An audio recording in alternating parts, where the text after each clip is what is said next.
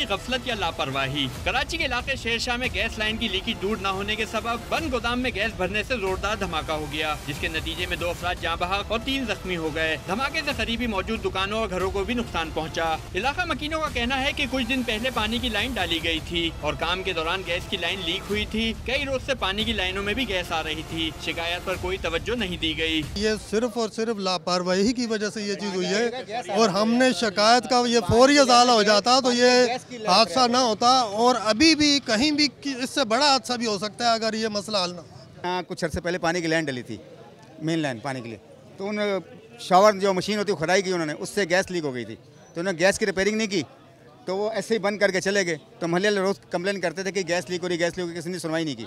तो गैस जो है ना अखराज अंदर गया होगा तो उसको इससे अंदर से ना ब्लास्ट हुआ है।